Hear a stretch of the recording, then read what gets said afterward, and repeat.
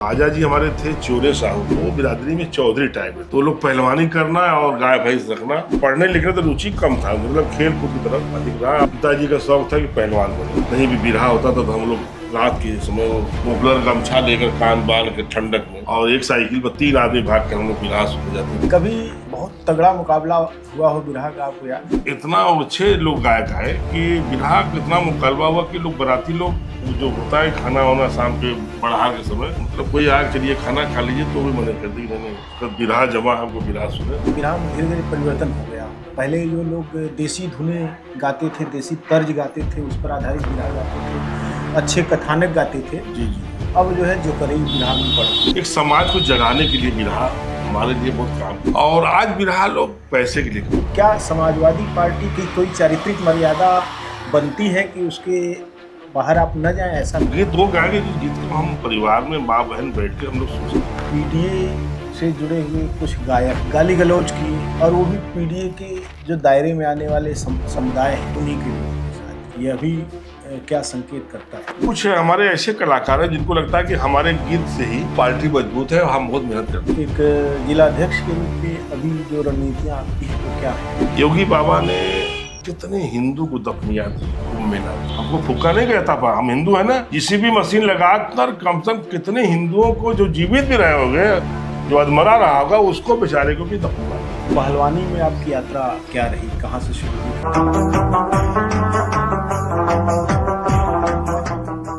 पहलवानी और बिरहा एक दूसरे के इतने पूरक हैं कि पहलवानी में जितने दांवपेच की ज़रूरत पड़ती है, बिरहा में उतने कलेजे की ज़रूरत पड़ती है। और प्रायः हमने देखा है कि जिस घर में बिरहिया निकलते हैं वहीं पहलवान भी निकलते हैं, और कई बिरहिए तो पहलवान भी रहे हैं।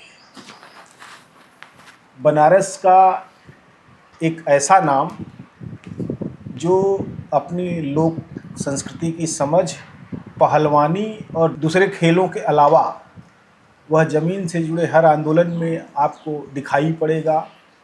बनारस में फ़िलहाल प्रतिरोध की जो आवाज़ बची रह गई हैं, उनमें एक नाम है सुजीत यादव उर्फ लक्कड़ पहलवान।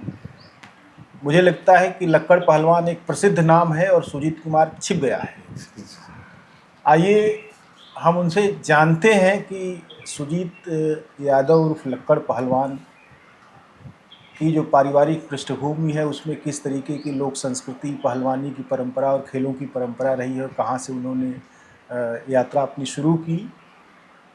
साथ साथ वे समाजवादी पार्टी के जिलाध्यक्ष के रूप में अपनी एक राजनीतिक भूमिका रखते हैं। सामाजिक तौर पर उनकी पैठ तमाम सारे गाँवों में है, वहाँ वे लोगों के दुख सुख में लगातार शामिल होते हैं, जाते हैं, और उन तमाम सारे सवालों पर लगातार वे कन्फ्रंट करते रहे हैं। किसानों के उत्पीड़न का सवाल हो, या बेदखली का सवाल हो, या किसी की जबरन अवैध गिरफ्तारी का सवाल हो, या किसी भी तरीके का मुद्दा हो, उस पर वो लगातार बोलते रहे हैं। सुजीत जी, आपका बहुत बहुत स्वागत है। जी। ये आपका नाम जो है सब लोग लक्कड़ पहलवान के रूप में आपको जानते हैं, जी जी जो आपका उपनाम है और घरेलू नाम है। जी। ये कैसे पड़ गया, मतलब इसके पीछे क्या राज है?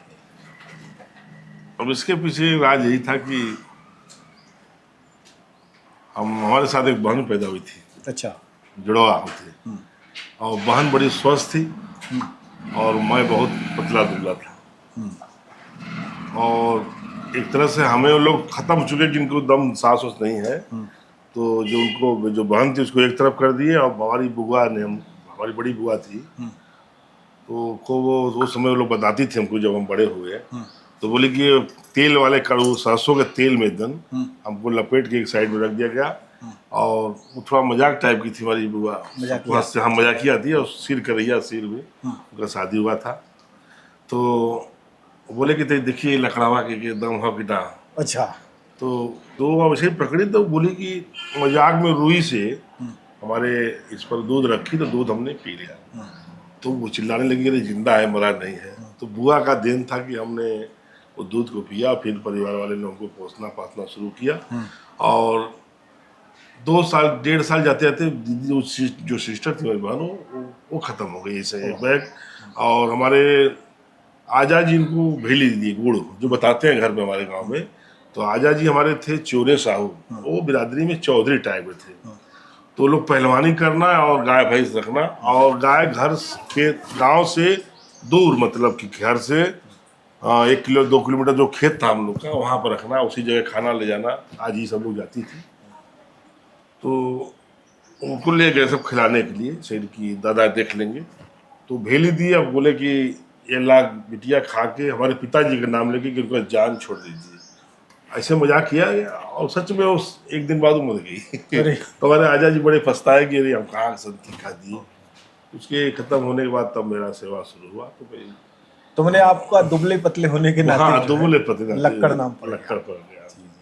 तो फिर बाद में तो आपकी परवरिश काफ़ी प्यार से हुई होगी, क्योंकि तब आप जी ही नहीं गए, बल्कि ठीक ठाक पोजीशन में आने लगे। हाँ, आने लगे। तो फिर धीरे धीरे बड़े भाई साहब, गेम उम में थोड़ा रुचि था, तो बड़े भाई साहब हमारे बीएचयू से पढ़े लिखे थे, और बीच वाले भैया भी पढ़ने में थे।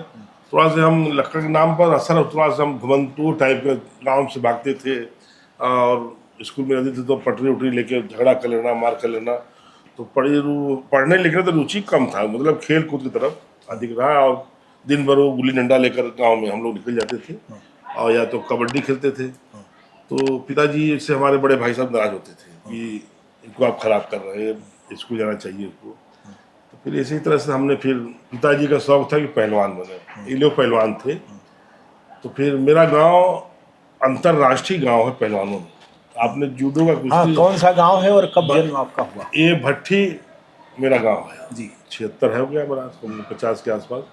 तो उसमें मेरे गांव में राष्ट्रीय अंतर्राष्ट्रीय कम से कम 20 पहलवान पैदा हुए, और जूडो और कुश्ती दोनों में, जिसमें ऑलरेडी अंतर्राष्ट्रीय पर रामाश्रय यादव, शंभू पाल, कन्हैया यादव, कन्हैया मेरा सगा भतीजा है जो आज सीएसएफ में इंस्पेक्टर है, रामाश्रय पहलवान खुद के सीओ पोस्ट पर है।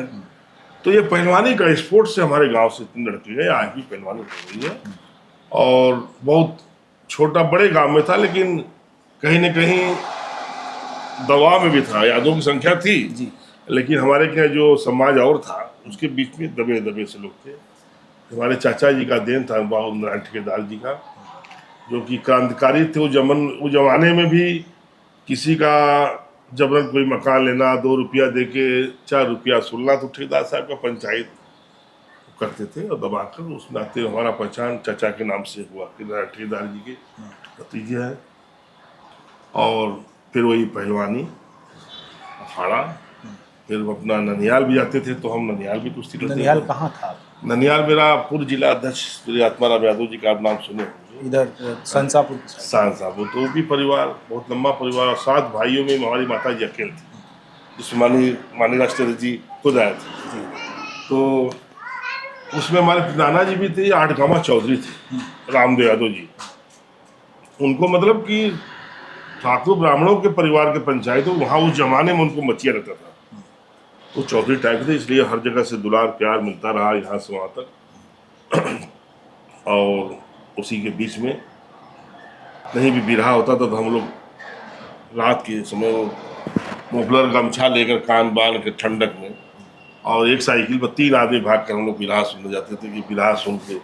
तो उस दौर में कौन कौन लोग थे जो जिनका बिरहा आप सुनते थे? उस जमाने में हम लोग बेचन जी का बिरहा बहुत शौकी थे हम, और विश्वनाथ यादव जी का, मोहन यादव जी का, दुर्जन यादव जी का, और उसमें मेरा मित्र हमारे साथ लड़ने वाला भैया पाल, और बाली चरण जी, दीपक सिंह, इन लोग का बिरहा जहाँ भी होता था तो हम लोग भाग के जाते थे कि बिरहा का अच्छा मुकालबा है, चाहे अकेलवा में हो, चाहे राया तला हो, चाहे नदी इस पार तरना साइड में हो। तो तरना में उसे पुल नहीं बना था। एक बार हुआ कि बिरहा सुनने के चक्कर में हम लोग 7-8 लोग, जब वो जो नाव रहती थी नदी में, वो नदी में हम लोग हुआ कि पिछोर में बिरहा, चलिए नदी पर डाक के उस पर हम हो जाएंगे। उसमें किसी के नाव नहीं खींचने आ रहा था। अब हम लोग नाव पर चढ़ गए, जब नाव इधर खेते थे, नाव उसी बीच धारा में घूम रहती थी। हम लोग कोई खेने आता ही ना था, कैसे खे। तो फिर एक नदी का आदमी था जो प्रधान जी चिंटू यादव, उनको कुछ अंदाज रहा करो रुको बता रहा, तो रुके। उसके बाद जब नाव खड़ी हुई तब उसको ये ऐसे ठेले, तब हम लोग उस पार गए। तो बिरहा का ही नशा था सुनने के लिए। और सीखने के लिए। कभी बहुत तगड़ा मुकाबला हुआ हो बिरहा का, आपको याद है?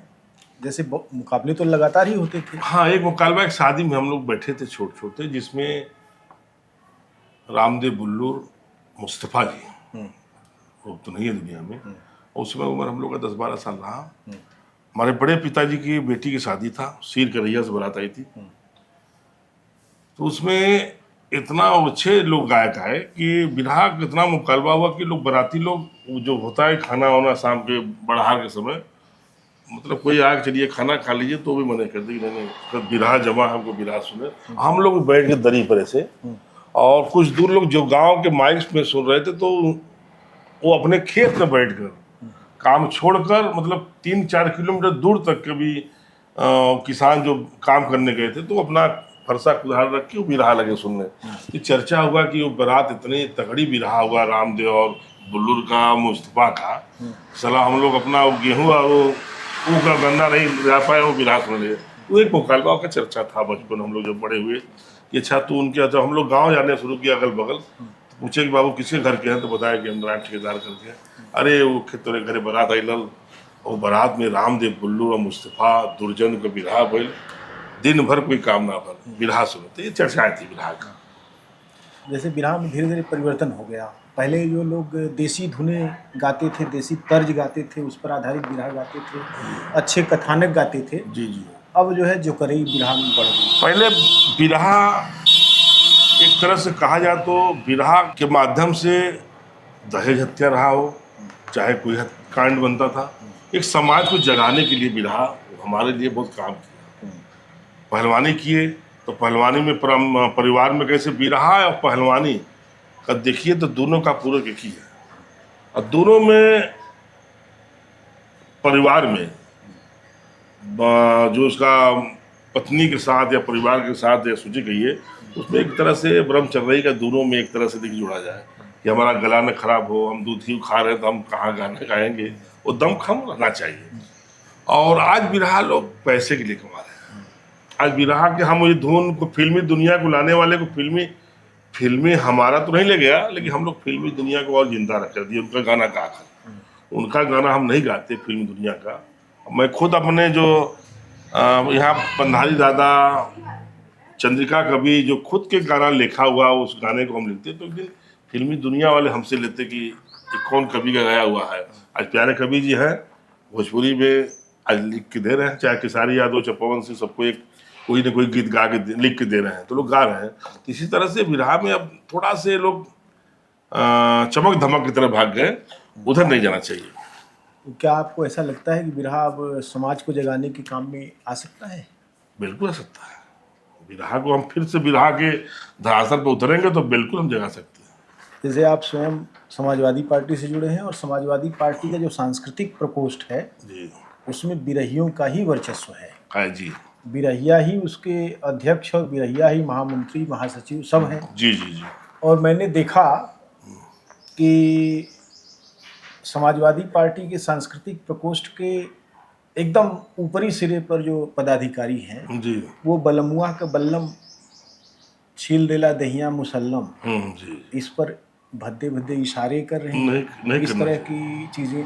तो क्या समाजवादी पार्टी की कोई चारित्रिक मर्यादा बनती है कि उसके बाहर आप न जाएं, ऐसा कुछ है? बनता है, निश्चित बनता है कि हमें बहुत खुले में ये जिसको गाना का गा रहे हैं कि जिसमें जहाँ की हम गीत वो गाएंगे जिस गीत को हम परिवार में माँ बहन बैठ के हम लोग सुन सकते हैं। मेरा भाई भी हो कि पहले लोग गाते थे कि उधमपुर पे लागल बा बजरिया न हो, जो गीत लोग गाते थे, तो ये माता बहन लोग के बीच में बैठना कि गेहुआ के बाल लेकर सुगना बलम और पूरी तरस, जिसे भोजपुरी जो था इसके परिवार में बैठ के हम सुन सकते थे। हाँ, वो सारी चीज़ें जो है ऐसे लगता था कि सामूहिक रूप से बनाई गई हैं, और उनका एक अपना लोग आस्वाद था। बताने वाले बताते थे कि पंधारी की पत्नी कबीर जी बाबू जी की खत्म हो गई, उसके बाद भी बिरहा गाने गए, तो हैदर अली ने गाया कि अब का गई बे पंदरिया तो मेहरिया मर गई, तो जवाब दिए कि मर गई ठेंगे से दो लड़नवा दे ले गई।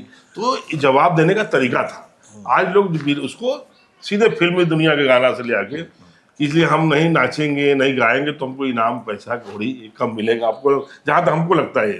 अभी पिछले दिनों कुछ घटनाएं हुई, पीडीए से जुड़े हुए कुछ गायक जी जी गाली गलौज किए, और वो भी पीडीए के जो दायरे में आने वाले समुदाय हैं उन्हीं के लोगों के साथ। यह भी क्या संकेत करता है?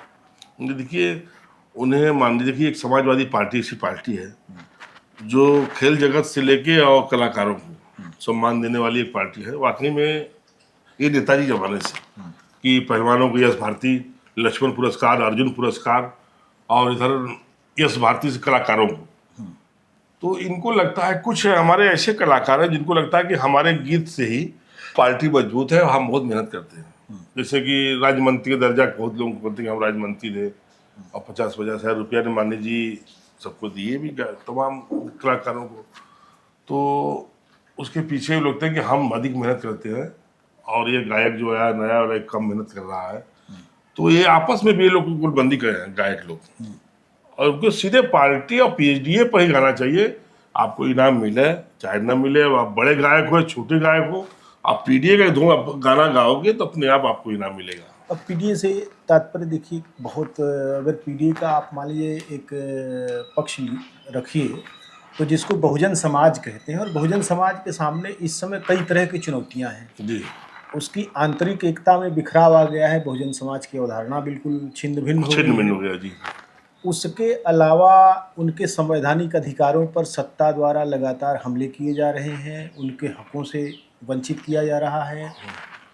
पूरी लड़ाई मंडल बनाम कमंडल में मंडल के लाभार्थियों को तहस नहस करके कमंडल के समर्थकों की संख्या बड़ी बनाने की रह गई है। जी। पूरी राजनीति ये है। जी, ऐसे में मुझे लगता है एक बड़ी लोक कला जिसकी बहुत महान विरासत रही है, जिसमें लगभग मेरा ख्याल है कि 10,000 से ज़्यादा गायकों की लिस्ट तो मैंने अभी तैयार की है, कि जो शुरू से लेके 125 साल पहले से लेके अब तक कम से कम 10,000 गायक तो हैं, उससे ज़्यादा भी हो सकते हैं। इतनी बड़ी संख्या, इतनी बड़ी विरासत, उसकी भूमिका अगर अपने समाज के लिए कुछ नहीं बनती है तो क्या बननी चाहिए? उसको कैसे, उसको फिर से उस सामाजिक बोध की तरफ ले जाया जाएगा? क्या आप सोचते हैं? आप तो यहाँ काम कर रहे हैं पूर्वांचल में।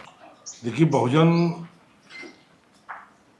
भी शुरू में समाजवादी ही पार्टी की तर्ज पर तमाम हमारे समाज के लोग विरहा गाते थे इनके लिए, जैसे एमएलसी काशीनाथ यादव साहब जी, और कांसी राम जी का जब कार्यक्रम हुआ, जब समाजवादी पार्टी कमजोर थी, अब बहुजन समाज पार्टी उसमें नाथमानी जी पार्टी बनाए थे। उससे पहले से कांसी राम जी पूरे देश में झंडा लेकर निकल चुके थे, और उस समय भी हमारे तमाम यादव समाज के लोग भी बहुजन में हम लोग रखते भी थे, बहुत लोग थे। ऐसे यही एमएलसी साहब काशीनाथ भी बहुजन के लिए गाते थे, बहुत तमाम गाना इन्हें गीत गाया। का करबा तू पढ़ लिख के होशियारी बहुत दूर गई, प्राइवेट ना नसीब में सरकारी बहुत दूर गई, बेमानी बड़का भैया लोकीलन ले गरीबन का हिस्सा पावलम बढ़िया। ये गाते थे तो लोग दलित बैकवर्ड और जो बहुजन विचार के थे वो बैठ के बिरहा सुनते थे। जब तब कांसी राम जी आते थे तब सभा को संबोधन करते थे। तो सरकार बनी सपा बसपा गठबंधन में, और फिर कुछ लोगों ने ऐसा दिमाग लगा के सरकार को नहीं चले दिया, भाई जिसको लड़ाना था वो परिवार में ने लड़ा दिया, और लड़ाने के बाद सरकार गिर गई, और 6 महीना के बाद ये लोग सरकार बन गई, बहुजन समाज पार्टी और भारतीय जनता पार्टी। कहीं ना कहीं जो काशीनाथ जी बताते थे कि हमारा बहुत वो किए, फिर बहन जी ने हमको पूछना बंद कर दी, कांसी राम जी के बात कहने पर भी वो बात काटती गई, उनकी बात नहीं सुनी। तो बहुजन के पीछे एक चीज ये भी देखी कि जिस दोनों के पीछे परिवार नहीं था, चाहे बहन जी रहे चाहे कांसी राम जी रहे, तो पहले तो हमारा परिवार मजबूत, हमारा जो मुखिया है, हम नहीं रहेंगे तो फिर मेरा रहेगा कोई परिवार का। तो उनका एक तरह से छिन्न भिन्न बहुजन समाज पार्टी कमजोर होती गई और उनके लोग ही टूटते गए। नहीं देखा जाए तो बहुजन समाज पार्टी है समाजवादी पार्टी, ये घर या पाही का रिश्ता है। जो बहुजन से टूटा वो समाजवादी पार्टी में आया, जो समाजवादी पार्टी से टूटा तो बहुजन समाज पार्टी में गया। लेकिन आज धीरे धीरे किस कारण वो इतना दबाव में हो गई कि अब वो लड़ाई लड़ने का मूड, और न तो अंदर से हिम्मत रह गया न जोश रह गया। जब हमारा नेतृत्व हो गया तो कार्यकर्ता कहाँ जाएंगे? अच्छा, कभी आप तो ग्रास रूट पर बहुत काम करते हैं, कभी ऐसा लगता है कि आंतरिक विद्वेष बहुत ज़्यादा बढ़ा हुआ है? बिल्कुल। कुछ मुद्दों पर जब आप उनको, या वो आप अपने मुद्दों पर आपको जुटाते हैं, तो दोनों में किस तरह की चीज़ रहती है? जाना आना संभव हो पाता है या नहीं जाते या सहमति नहीं होती, क्या होता है? तो जाना आना आता है, लेकिन एक तरह से तनाव खिंचाव रहता है। जैसे जैसे कोई आदमी बैठे तो कुर्सी का मुंह कहीं रहे, चेहरा कहीं रहे, तो उसका वो रहता है कहीं न कहीं वो हमसे, वो आप क्यों हमसे खीन रहे हैं और हम उनसे खीन रहे हैं, क्यों हम बात करना चाहते हैं, वो क्यों हमसे नहीं बात कर रहे हैं, क्या बात है हमारे क्या। फिर अपने में आप में ताकना पड़ता है कि हमारे में कमी क्या है। हम प्रायः सांस्कृतिक ही मोर्चे की बात करते हैं, इसलिए कि संस्कृति के माध्यम से बहुत सारी लड़ाइयाँ जी जी लड़ी जानी संभव है, और संस्कृति के बहाने ही हम एकजुटता का एक बड़ा बितान खड़ा कर सकते हैं। बिल्कुल। अगर बिरहा होने लगे तो हजारों लोग जुट जाएंगे, नेता भाषण दे तो शायद हजारों लोग नहीं जुटे जब तक ग्लैमर नहीं आएगा। तो ये एक चीज़ है कि अभी उसकी भूमिका है। सही कह रहे हैं, बिल्कुल लेकिन सही। वो भूमिका लगातार, जैसे आपने काशीनाथ एमएलसी का नाम लिया, जी काशीनाथ एमएलसी के बाद लोगों ने उस तरह की चीज़ें नहीं गाई। नहीं गए। ऐसा क्यों हुआ कि लोग नहीं गाए, या उनको ऐसी प्रेरणा नहीं मिली, या उनको किसी ने सपोर्ट नहीं किया? नहीं, सबको सपोर्ट सबको था गाने का, एक कलेजा चाहिए, हिम्मत चाहिए। तो काशीनाथ यादव जी में हिम्मत था, जैसे नसुड़ी जी थी, हाँ, वो तो आपके पड़ोस के हमारे थे, रिश्तेदार हमारे थे। अब नसुड़ी का गीत कोई कहे कितनों गाले, वो नहीं नसुड़ी बनता है, वो खुलेआम बोलते थे और जो सच्चाई था बोलते थे सामने रख के। ये हम करें कि हमारे अंदर हिम्मत भी होनी चाहिए कि हम मंच पर गा रहे हैं तो हम बोल रहे हैं तो हमारे अंदर कलेजा। आज का लोग गाना बिरहा में खुश करने के लिए, दोनों पार्टी खुश रहे, हमको इनाम आवे, एक तरह से है। पहले एमएलसी साहब में ये बिरहा भाई नाम मिले ना मिले, लेकिन हम बताएंगे कि हमको कहाँ दबाया जा रहा है, हम कहाँ पर हैं, हमें हमारा अधिकार कहाँ है। हमें लालू जी ने काम नहीं किया, ये बात सही है कि लालू जी ने कोई कहा, लेकिन लालू जी ने हमें चरपैया बैठने का अधिकार दिया। ये आती बात ना, बिहार के दलित ही लोग, बिहार के ओबीसी मौर्या पटेल भी तारीफ करते हैं। एक बैग में तो लालू जी रोड बनाने देंगे, हेलीकॉप्टर उतार देंगे। भाई समय लगा, अब धीरे धीरे हर जगह विकास हुआ। तो भाई वो अब हम लोग की सरकार में हम लोग रोड बनवाए, फीता काटा कोई और है। इस तरह से अपना ये गायक भी लोग बिरहा, सही ने कहा कि अभी रोड बिरहा शुरू हो जाए तो नेता के भाषण को पब्लिक हंसती है, अरे सब मिलन हो सब का।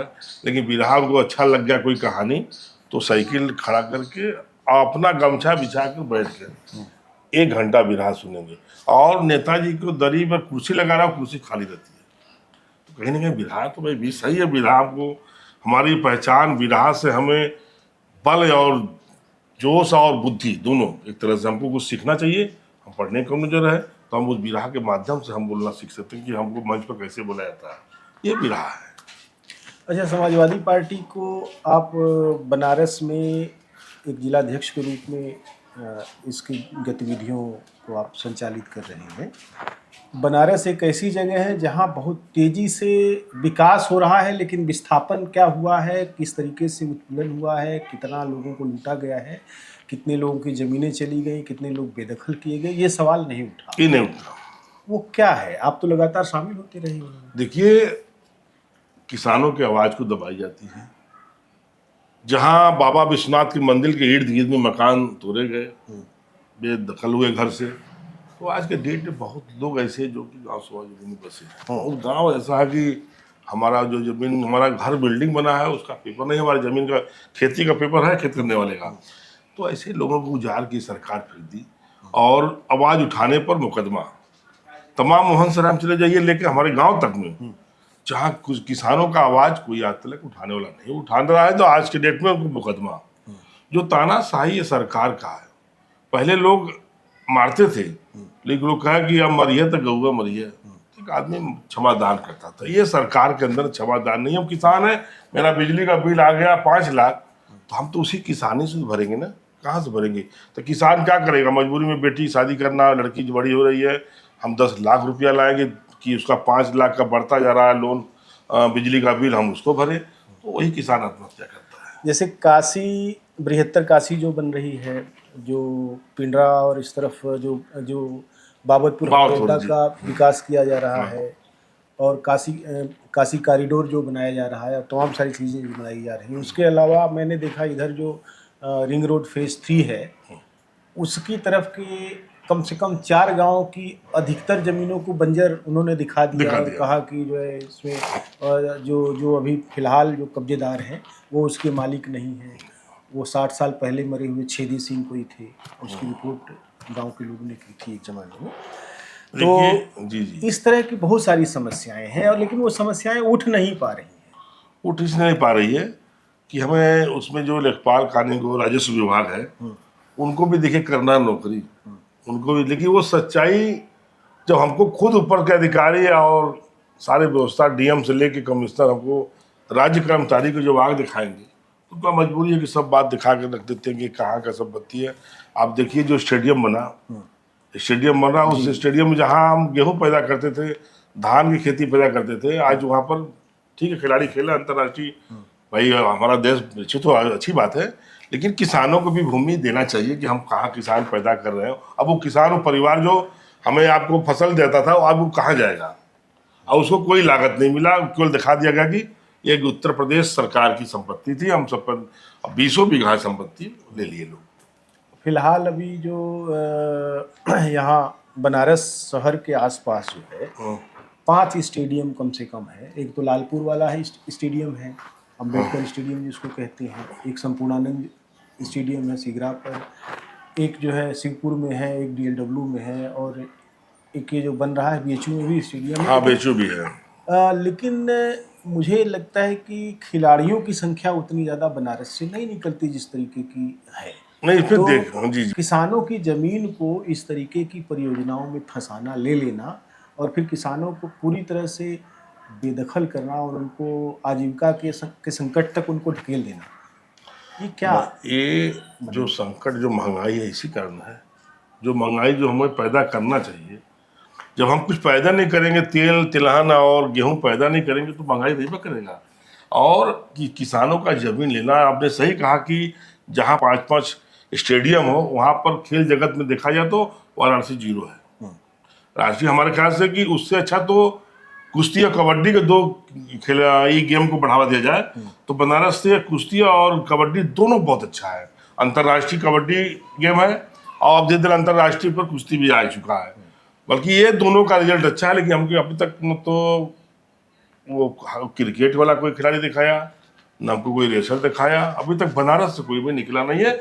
और निकले भी हैं तो बस चिड़ैगांव ब्लॉक से कुछ बच्चियाँ और निकली हुई हैं बस, वो भी अपने बुते, वो भी गांव के ग्राउंड में रात शाम को अपने घर के बगल में जो ग्राउंड उस पर रेस लगाते हैं जहाँ कोई स्टेडियम नहीं है, किसी का खेत है या स्कूल है बनाया हुआ, वहाँ पर स्टेडियम नहीं आती है।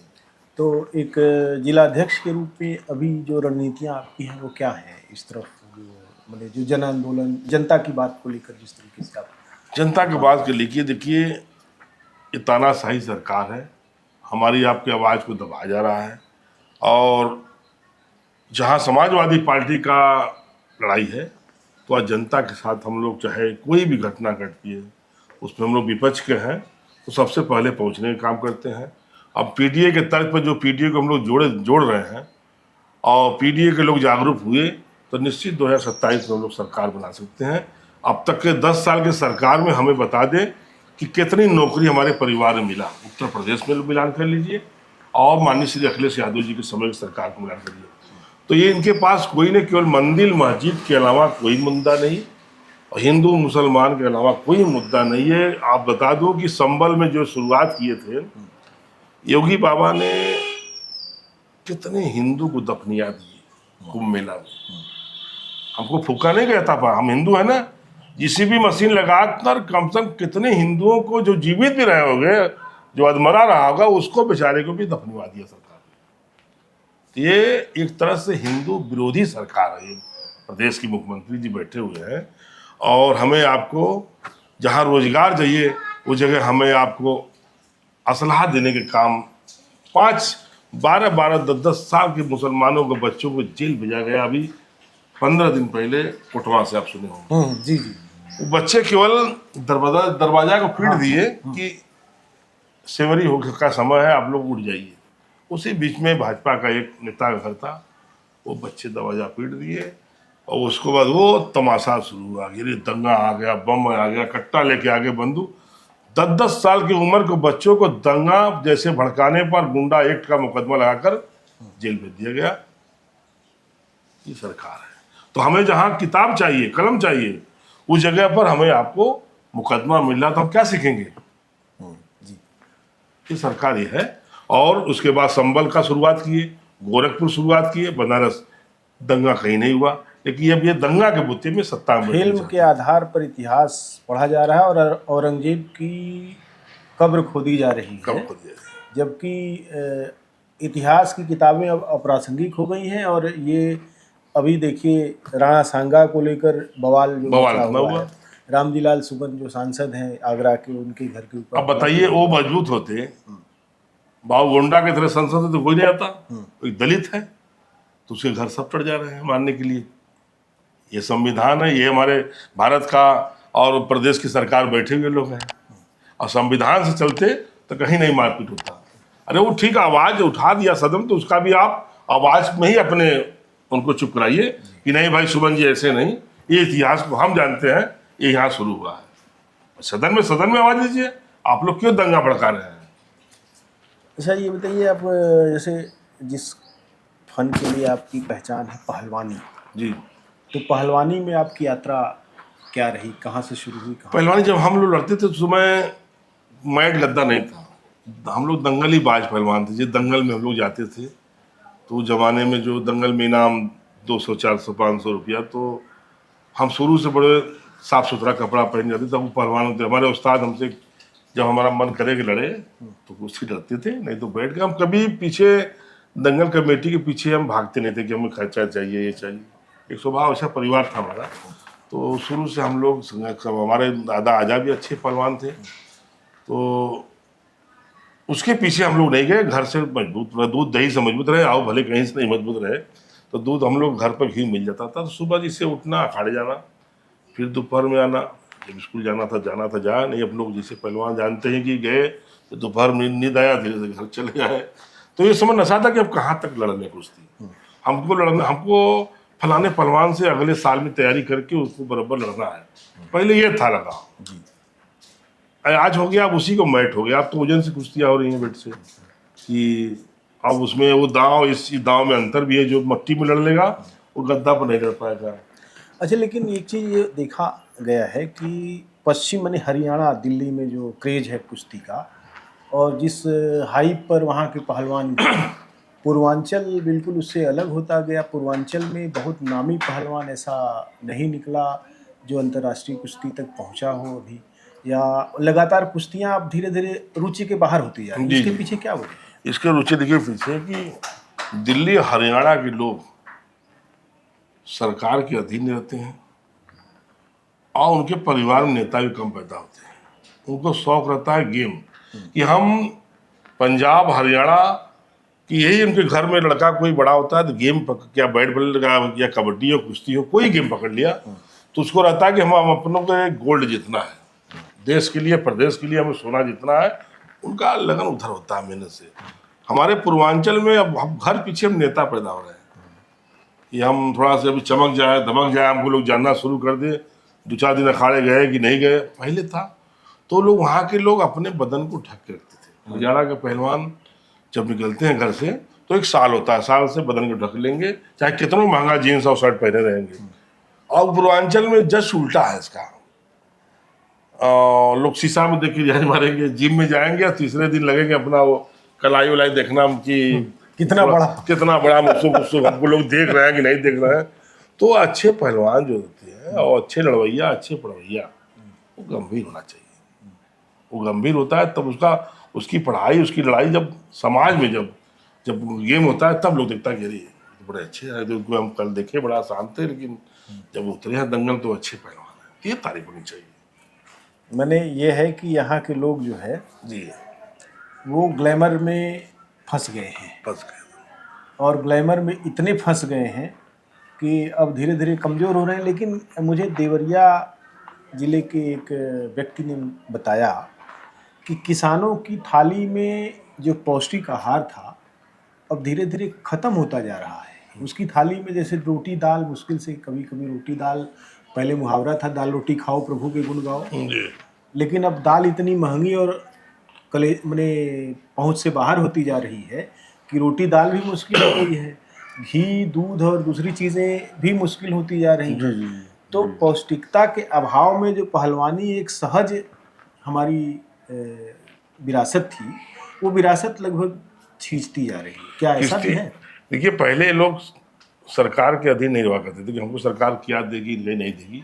उनके माता पिताजी इतने शौकीन होते थे कि उनको पैदा करके खेती से दूध मलाई, और पहले के वो दूध मलाई के खुशबू, पहले कोई वो मलाई उलाई खराबा दे तो एक गांव तक सुना लगे कि कोई घी घर में दूसरे घर में। अब वो आज का पैदा जो खाद्यान्न जो होता खाद से हो रहा है, पैदावार भी कम हो रहा है, उसका बाद जो ताकत होता था दूध घी का उसका भी कमजोरी आया है कि जो हमको शक्ति मिलना चाहिए घी दूध में, वो पहले जैसा दूध नहीं है। और सबसे बड़ी बात, हमें शौक होना चाहिए हमको कि हमको ये कर बनना है, ऐसे करके हमको दिखाना है कि अपने परिवार में कि हम अपने माता पिताजी के, अपने गांव देश प्रदेश में नाम रोशन करना। तो आप लोग सोचते हैं कि हमें गोल्ड चाहिए, गोल्ड हम जीत गए। अब हम उम्मीद लगाते हैं, उसमें नेता लोग मांग करते हैं कि सरकार को इनको लक्ष्मण पुरस्कार मिलना चाहिए, इनको ये खुराकी मिलना चाहिए। तो अब आदमी उसके अधीन रहता है कि हमको सरकार देगी तब खाएंगे। और पहले लोग अपने बुत्ते करके खाते थे। सरकार का गोल्ड कहीं कितने पहलवान तो वापस कर दिए, नहीं चाहिए हमें। लेकिन उनका इशारा गरीबी की तरफ था, जो लगातार गरीबी बढ़ रही है। हाँ जैसे आप देखिए, पहले अमूमन किसान परिवारों में 2 गाय या 2 भैंस हुआ बस करती जी थी। जी जी अभी ये पशु बहुत कम लोगों के दरवाजे पर रह गए हैं। अब वो दूसरी चीज़ ये है कि दबाव इतना ज़्यादा, किसान से लोग मजदूर हो गए हैं। अब उनमें इतनी ज़्यादा चीज़ें नहीं रह गई हैं कि वो पालन पोषण देखिए, ठीक अब से कर अब पाए। पैदा घर में 2 बेटा हुए, अब तो सब चाह रहा है कि रोजी रोटी मिले। एक तरह से महंगाई का ही दिन तो है। महंगाई का दिन, जब हम खेती में पैदा नहीं करेंगे, पता है कि पंपिंग सेट का बिल इतना आ गया और दादाजी बीमार हो गए कि बोले बेटा इतना बिल आ गया, तो कौन उसमें कहें कि तो अब होता करें कि इससे अधिक के कमैले। अब तो परिवार में भी झगड़ा वाला कि बड़का लड़का रहा तो तुम्हार भाभी लड़का कमैलन, हमने कौन लाभ मिलल। आज का इसका भी झगड़ा अब चल रहा था गाँव में को कि तुरे हाथ से, हाँ हिस्से मसीह लग गल, हमरे के हिस्से के ही लग गल, तो तू भरा। तो ये भी अंदर पहले भाव नहीं था, सब भाई मिल के उस कर्जा भरते थे और साथ साथ मिल के बैठ के एक साथ भोजन करते थे। अब तो शायद घर में, अब तो लड़के जाते हैं तो पत्नी इंतजार करती होती है, घर में पंखा बिनिया चल रहा है, वहाँ खाना आओ। इसे 6 भाई हैं तो 6 भाई साथ में बैठ खाना खाते थे और उसी तरह बात शेयर करते थे कि हम लोगों को ऐसे करना चाहिए, ये करना चाहिए। देखिए, वो बड़ी वाली बाहर है तो वो कमज़ोर है, उसके घर ससुर वाले, तो हम लोग को भी मदद करना चाहिए। तो अब ये भाव नहीं रह गया। ये भी भाव देखा जाए तो हमारे आपके बीच में कहीं ना कहीं खिंचाव है कि फिर हमारी पत्नी हमसे लड़ जाएगी कि आप ही क्या इतना उठा रहे हैं बोझ, बड़े जने ये कर दिए। तो बिजली का बिल ना भर देना, क्या होगा, नोटिस आएगा, उसमें बंटवारा हो जाएगा। ये भी आता है खंड खंड। तो कमजोर होना है तो भाई जब हम एक रहेंगे तभी तो लड़ सकते हैं। मैंने हम लोग अनेकता वाले उस दौर के साक्षी हो गए हैं जिनमें आंतरिक रूप से भी बंटवारा इतना ज़्यादा हो गया है कि जी, शायद जी। मिलना संभव नहीं संभव है। जी जी। बातें निश्चित रूप से बहुत हैं जिन पे बातचीत की जानी चाहिए, बहुत सारे मुद्दे हैं जिन पे बातचीत की जानी चाहिए। आपने समय दिया, बहुत बहुत धन्यवाद। नमस्कार। जी जी, नमस्कार।